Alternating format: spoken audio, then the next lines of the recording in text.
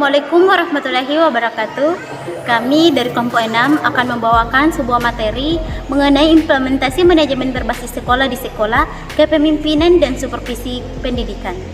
Video ini dibuat guna memenuhi tugas dari mata kuliah Profesi Kependidikan dengan dosen pengampu Bapak Dr. Haji Muhammad Jamil Barambangi MPD dan Bapak Aprisal MPD. Tapi sebelumnya izinkanlah kami untuk memperkenalkan diri. Kami dari kelompok 6 yang terdiri dari 4 orang, yakni saya sendiri Nur Fitrayani dengan NIM H022038, Hadijah dengan NIM H02203331, ada Muhammad Hasan dengan NIM H02203334, dan yang terakhir ada Muhammad Ihsan dengan NIM H02203336. Baik, untuk mengefisienkan waktu, kami langsung saja untuk membahas materinya. Implementasi manajemen berbasis sekolah atau MBS. Sebelumnya kita masuk ke implementasinya, maka kita bahas dulu mengenai definisi dari MBS ini. Manajemen berbasis sekolah atau biasa disingkat dengan MBS, ini merupakan suatu konsep yang menawarkan otonomi pada sekolah dalam menentukan kebijakan sekolah untuk meningkatkan mutu, efisiensi, dan pemerataan pendidikan dengan tujuan agar dapat mengakomodasi keinginan masyarakat serta adanya jalinan kerjasama antara sekolah, masyarakat, dan pemerintah. Pengimplementasian MBS ini akan berlangsung secara efektif dan efisien jika didukung oleh sumber daya manusia yang profesional dalam mengoperasikan sekolah dengan cukup agar sekolah mampu menggaji staf sekolah sesuai dengan fungsinya, sarana dan prasarana yang memadai untuk mendukung proses belajar mengajar, serta dukungan orang tua siswa atau masyarakat yang tinggi.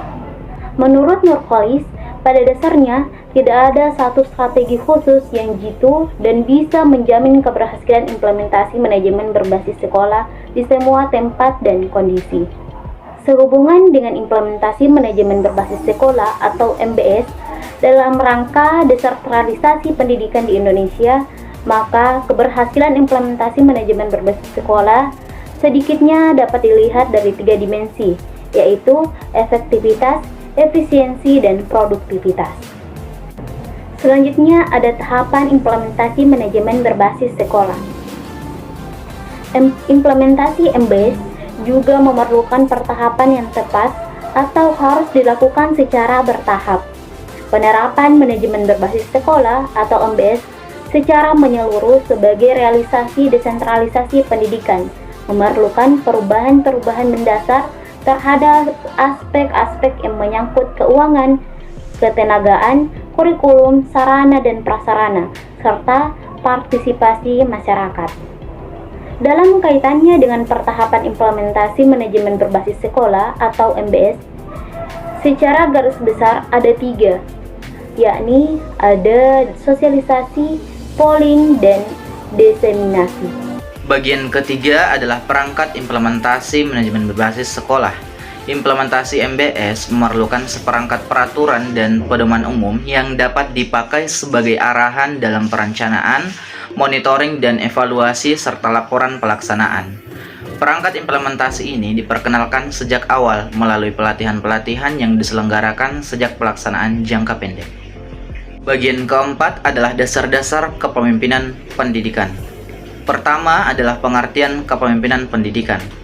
Kepemimpinan pendidikan adalah suatu kesiapan, kemampuan yang dimiliki oleh seseorang dalam proses mempengaruhi, mendorong, membimbing, mengarahkan, dan menggerakkan orang lain yang ada hubungannya dengan pelaksanaan dan pengembangan pendidikan dan pengajaran agar segenap kegiatan dapat berjalan secara efektif dan efisien dalam mencapai tujuan pendidikan.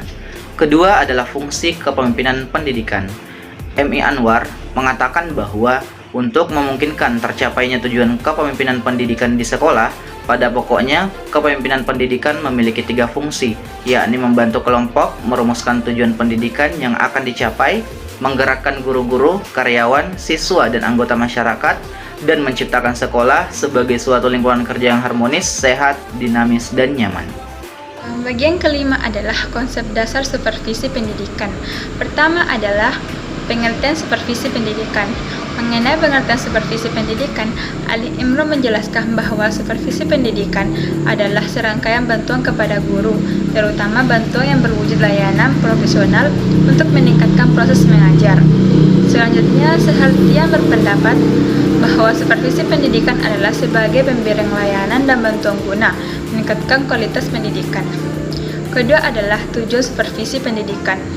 Menurut Wahyu 2012, tujuan supervisi pendidikan adalah meningkatkan kemampuan profesional dan teknis bagi guru, kepala sekolah, dan personal sekolah lainnya agar proses pendidikan di sekolah lebih berkualitas dan yang utama, supervisi pendidikan atas dasar kerjasama, partisipasi, dan kolaborasi bukan berdasarkan paksaan dan kepatuhan.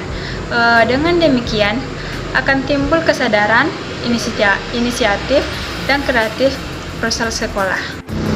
Bagian keenam adalah jenis supervisi pendidikan. Jenis supervisi pendidikan ada dua, yakni supervisi pengajaran dan supervisi klinis. Kedua jenis supervisi ini memiliki maksud yang sama, hanya saja supervisi klinis lebih bisa menjangkau tujuan yang tidak bisa dicapai oleh supervisi pengajaran. Pertama adalah supervisi pengajaran. Supervisi macam ini lebih mengutamakan kegiatan kunjungan kelas untuk mengobservasi proses belajar mengajar di kelas. Kedua adalah supervisi klinis. Supervisi klinis ini pada produk pelaksanaan lebih ditekankan pada mencari sebab-sebab atau kelemahan dan proses belajar mengajar. Kadang kemudian diusahakan secara langsung pula bagaimana cara memperbaiki kelemahan tersebut. Baik, yang terakhir adalah atau yang ketujuh adalah teknik supervisi pendidikan. Nah, teknik supervisi pendidikan ini terdiri yakni dua, yakni teknik supervisi individual dan teknik supervisi kelompok. Nah, yang pertama yakni teknik supervisi individual. Nah, teknik ini adalah pelaksanaan supervisi yang diberikan kepada guru tertentu yang mempunyai masalah khusus yang bersifat perorangan. Nah, supervisi di sini hanya dihadapkan dengan seorang guru yang dipandang memiliki persoalan tertentu. Nah, teknik-teknik supervisi yang dikelompokkan sebagai teknik individu meliputi yang pertama kunjungan kelas, observasi kelas, pertemuan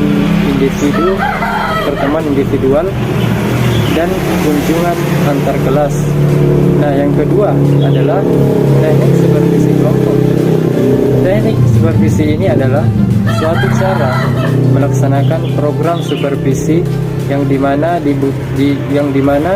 kebutuhan, masalah atau kelemahan yang sama dikelompokkan atau dengan kata lain dikumpulkan menjadi satu yang kemudian kepada mereka diberikan layanan supervisi sesuai dengan permasalahan atau kebutuhan yang mereka hadapi.